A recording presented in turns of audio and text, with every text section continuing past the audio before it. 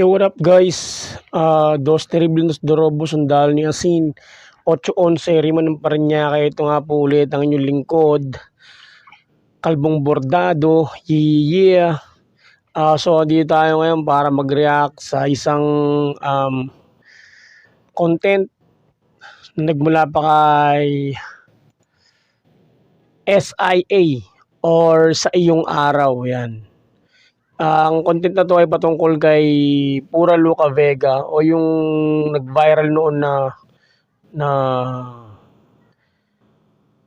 ano bang tawag diyan? Bading? Sex tuloy. Pardon for the words. Transgender. Hindi, feeling ko ano siya eh.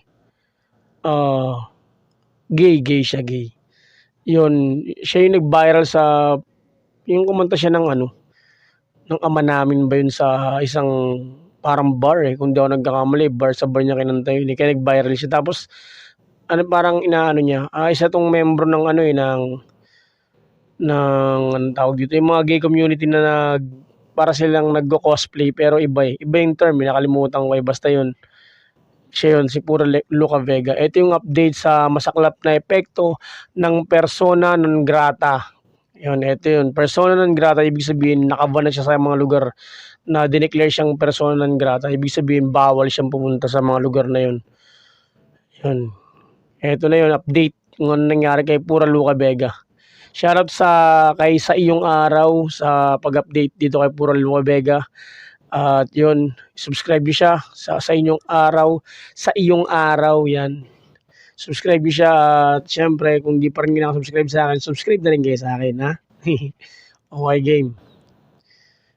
Update ang masaklap na epekto ng persona non grata or yung pagkaban niya sa mga lugar. Kasi dineclare to ng persona non grata sa iba't ibang part ng Pilipinas eh.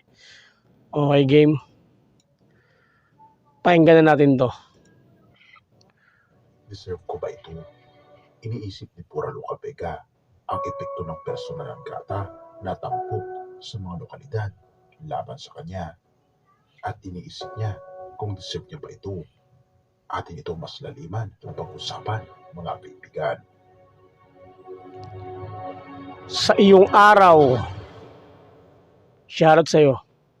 Sa gitna namang kontrobersyang kinakaharap, nagtataka si Pura Luca Vega, isang drag queen na naging laman ng balita. Yun, drag queen ang tawag sa kanila. Sa Amerika marami yan yung mga drag queen. Pero mostly ang mga drag queen kasi talaga parang ang inaano nila, parang kumbaga dedis nila sa ginagawa nila. Yung Christianism eh. Pansin ko lang kahit sa ibang bansa eh, masyado silang, para silang mga atheist, parang ganun, para silang mga satanist ganun. Kahit obserbahan nyo, manood kayo ng mga ibang vlog sa mga drag queen, parang ganyan. Parang masyado nilang pinopromote yung alam mo yun, yung kalaban ng Diyos. Kailan yun ako sino yun? Kung maaari pa siyang pumasok sa mga lugar kung saan inihayag ng lokal na pamahalaan na persona non grata siya sa mga nakaraang linggo. Ipinahayag ito ni Pura sa kanyang Instagram post noong September 18. Dito rin, ipinaabot niya sa kanyang mga tagasunod ang mga pangyayari sa kanyang mga pagtanong sa mga korte sa Quezon City at sa lungsod ng Maynila kung saan may mga kasong nakabinbin siya. Ito pa ang kanyang post. Ang Maynila ay isa sa 17 na lokalidad kung saan idineklara akong persona non grata ng lokal na konseho. Iniisip ko kung ito... Wala naman kasing, ang hirap naman kasi niya maunawaan kung anong trip niya sa buhay. Ginagaya niya yung ganyang style sa mga bansang Europe at Amerika, di ba? Tapos ang matindi nun, kumbaga, ang binangga mo, di ba? Yun eh, hindi yun basta lang eh, samahan eh.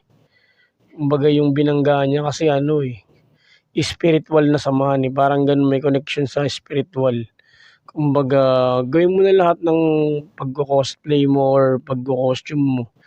Pero wag mong babastusin at respeto mo yung isang samahan or kinabibilangan ng isang reliyon. Yun. Ba ay record na bilang ng mga deklarasyon ng PNG.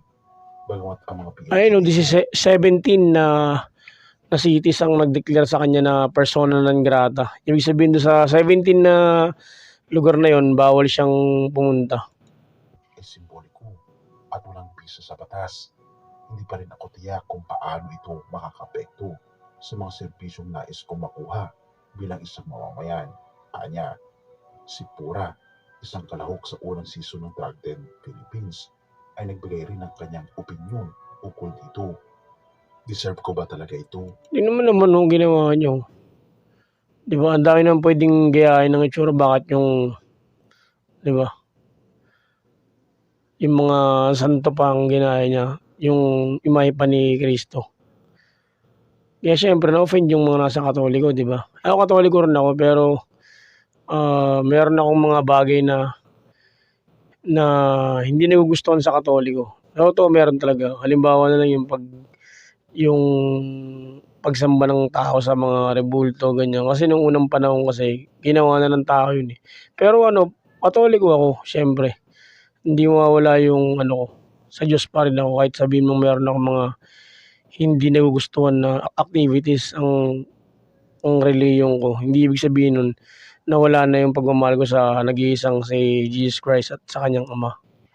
'Di ba? Katoliko ako syempre. May takot pa rin ako sa Diyos. Anong ginawa niyo? Parang wala siyang reliyon, 'di ba? Kasi sa totoo lang, parang hindi. Walang isa ang nararapat dito. Gusto mo itong subukan? Wika niya. Ika rin niya sa kanyang Instagram post, A Tale of Two Cities. We went to QC to submit our final pleading for the criminal complaints filed there. No further settings in QC. In the meantime, we then went to Manila to verify if another criminal complaint has been filed there. Surprisingly, people are welcoming at my CR for LGBTQIA+. Toroy, Manila is one of the 7 localities where the local council declared me persona non grata. I think that is a record number of PNG declarations. Although these PNGs are symbolic and non-binding in nature, I am still unsure how this will affect the services I wish to avail as a citizen. Can I even step in the premises? Deserve ko ba talaga to? Kasi sa totoo lang, parang hindi. No one deserves this. Anong tawag doon? Deserve mo yan. Ano ka ba naman? Sabi nga nila, before you click, before you act, think. 'Di ba? Kasi ang dami naman pwedeng gawin eh. Bakit yun pa? 'Di ba? Gusto mo mag-costume ka ng demonyo, 'di ba? Si Satanas ka, 'di ba? Pwede, walang ipigil sa'yo. Kasi sa Amerika maraming gano'n, nagko-costume, naglagay ng sungay ng mga drag queen. Tapos nakipag-ano sa mga tao, interact sa mga tao. Sa kanya iba eh. Parang binastos niya talaga literal yung ano eh. Ba't tayo makakanta ka ng Ama Namin sa bar? 'Di ba? Sa party. Gusto mo itry? In the end, I think I will be fine as long as these localities while deeming me for my art and my speech as unwelcome. Hindi na art yun eh. Putik na yung kabaliwan na yun eh, 'di ba? Pardon for the words, pero kabaliwan na talaga yun. Kumbaga, sobrahan. Kaya lahat ng sobra talaga masama eh. KSP ka na masyado eh. Sa gusto mong sumigat at magkaroon ng pangalan sa maling paraan. Igagrab mo yun para lang di ba, pag-usapan ka. Maling-mali yun. Are also giving the constituents their best in these truly challenging times. Yun lang. Ito pa ang sabi ng Drag Den Philippines Queen. Naging biktima ng matinding pagsusuri si Pura matapos kumalat ang video ng kanyang pagganap ng remix ng Ama Namin sa isang lokal na bar sa iba't ibang social media platform. Nakuha rin ng atensyon ng mga politiko at reliyosong grupo ang mga video at litrato ng kanyang pagtatanghal na nagresulta sa malakas na kritisismo at mga kaso sa korte. Sa kasalukuyan, inanunsyo niyang hindi inaasahan na hindi siya tanggap sa hindi pababa sa 17 na bayan, lungsod at probinsya matapos ang insidente. Kabilang dito ang Laguna, Malolos sa Bulacan, lungsod ng Manila, Bukidnon, Cebu City at ang Dinagat Islands. Protektado ng konstitusyon, ang fraseng persona non grata ay nangahulugang isang tao na hindi natatanggap o hindi inaasahan sa legal na aspeto. Ang deklarasyon ng persona non grata ay hindi nagpapahintulot na hadlagan ang isang individual na pumasok sa isang partikular na lugar. Ayon kay Atty. Richard Tenorio, Di ba sa Pilipinas kasi sobrang anlaya nyo na nga, binigyan na kayo lahat ng pagkakataon. Ultimo CR nyo, meron kayo sarili yung CR. LGBTQ, Q plus Chubagudings, di ba? Tapos ganyan pa ginawa mo, nasobrahan na kayo sa kalayaan. Pati yung reliyon, yung samahan ng Katoliko, binangga mo. Kasi kinoconsider nila yun as holy, tapos gaganyanin mo. Diba? Tenorio Law Offices, maaaring ito lamang ay isang damdamin o pahayag ng papolitikang unit ng lokal na pamahalaan na naglabas nito. Akala ko ito ay higit sa lahat ay pampolitika na pahayag ukol sa kanyang mga aksyon. Pero sa aspeto ng batas, maaaring walang nikalapit sa ito. Ito lamang ay deklarasyon ng lungsod. Ayon kay Tenorio, ayon din ito sa ulat ng Philstar. Sa isang kaso ng personal ng Gata noong 2017, sinabi rin ng isang miyembro ng board ng Ilocos Norte na ang ganitong deklarasyon ay ginagawa upang ipakita o ipahayag ang damdamin ng lokal na konseho patungkol sa isang tao na nasa Alam mo, nakadress na pang romansa na dress, tapos may bigote tsaka palbas. Hayop na tong si Pura Luaw. Diba, tsura oh. Okay na yan eh. Ganyan lang yung gawin yung costume. Magbaka immoral siya. Wala namang may pake. Labas niya yung cleavage niya na may damo-damo sa dibdib, di ba? Problema eh. Pero yung kinukonsider ng Roman Catholic na banal o ng maraming samahan o ng sekta o ng reliyon, di ba? Gagawin mong katawa. Kahit sabi mo, i-deny mo na hindi nakakatawa, ni-remix mo lang. Ni-remix mo nga, pinirperform mo naman saan? Sa bar. Ano yun, mga kasama mo dun, mga nagsisimba. Hindi, mga nagiinom, naninigarilyo. Paano naging yun, di ba? Wala bang utak? Katawan kita eh. dito. Sa ilalim ng konstitusyon, may karapatan ng mga Pilipino na maglakbay. Ayon sa Section 6 ng Artikulo 3 ng 1987 Constitution, ito ang nilalaman, ang kalayaan ng tirahan at ang pagpapalit nito sa loob ng mga limitasyon na itinakda ng batas ay hindi maaring labagin maliban sa lawful order ng hukuman. Gayon din, ang karapatan na maglakbay ay hindi maaring labagin maliban kung ito ay dahil sa kaligtasan ng bansa, kaligtasan ng publiko o kalusugan ng publiko kung ito ay naaayon sa itinakda ng batas. Samantala, may mensahe si Pura para sa mga lokal. Inihangan na nga na maging ganyan ka eh. Diba? Ang ginawa mo. Salamat ka nga. Hindi ka, walang batas na pwedeng ikulong o air-direct ikulong yung mga ganyan eh. Pasalamat ka. Diba? Mabait pa rin ang batas sa Pilipinas. Kung hindi siya nais na naroon sa kanilang mga jurisdiksyon. Sa huli, sa tingin ko ay aayos din ako. Basta't ang mga lokalidad na ito, bagamat itinuturing akong hindi nararapat dahil sa aking sining at salita, ay nagbibigay pa rin Hindi na kasi yung consider as art eh. Kasi bumangga na siya ng isang samahan eh. Bumangga na siya ng paniniwalang spiritual. Bumangga na siya eh. Kumbaga, ito yan eh. Ito siya. Hindi ka pwedeng lumagpas dyan. Ang ginawa niya, para mas madali siyang pag-usapan, binangga niya kahit yun. Nilagpasan niya. Sobra na.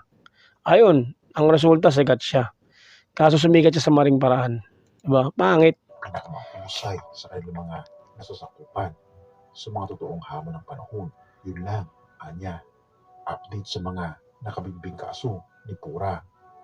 Sa parehong post, ipinahagi rin ni Pura na isinumite na nila ang kanilang team ang huling pagsusumite ng kanilang mga argumento sa Quezon City. Naghain ng mga kriminal na kaso laban sa kanya ang Philippines for Jesus Movement, isang grupo ng mga Kristiyano sa lungsod na ito. Bumisita rin si Pura sa Manila upang alamin kung may iba pang kriminal na kaso na isinumpa laban sa kanya. Wala nang iba pang mga itinakda sa QC sa ngayon. Nagtungo kami sa Manila upang tukuyin kung may iba pang mga kriminal na kaso na isinumpa doon. Hindi mo na kailangan, try mo. Mag-upload ka ng, mag-upload ka ng video or live. Tapos i-announce mo na halimbawa pupunta ako ng ng Tondo, Maynila o halimbawa lang. Ay kung hindi ka masapak doon, sabi ko sa'yo. Oo nga, totoo lang. Punta ka doon. I-announce mo muna na pupunta ka doon. Kunyari, bigyan mo ng oras tsaka maniwala ka sa akin, si makagago na sa pakigaw pa kaya. At natanggapin ang aming pagdating at mayroong CR para sa LGBTQIA+. Taray, anya. Naghain din ng reklamo laban kay Pura, ang Hiyos del Nazareno Central, isang grupo na kinakatawan ng mga deboto ng Itim ng Nazareno sa Pilipinas sa Manila Regional Trial Court.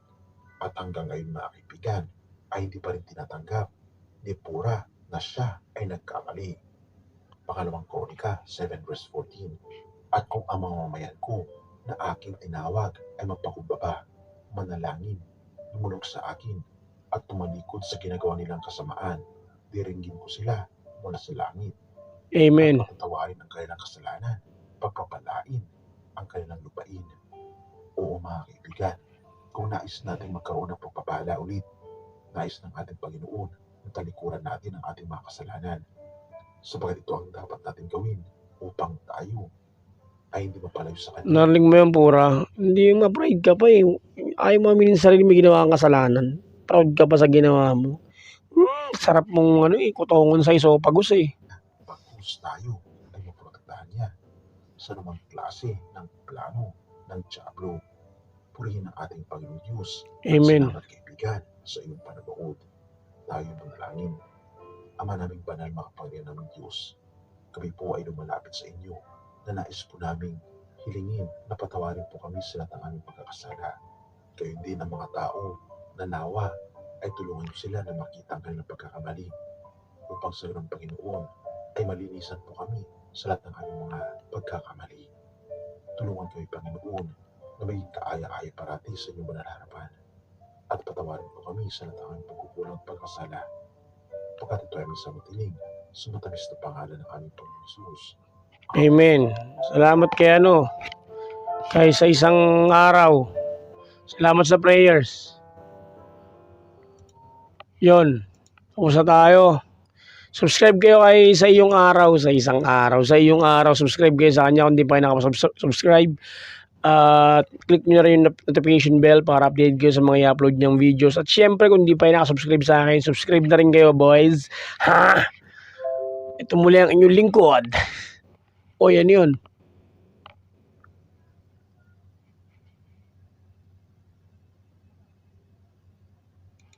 Grabe, mag-update pa ata yung PC ko. Yun. Ito ang inyong lingkod. Kalbong Bordado. Yeah, salamat.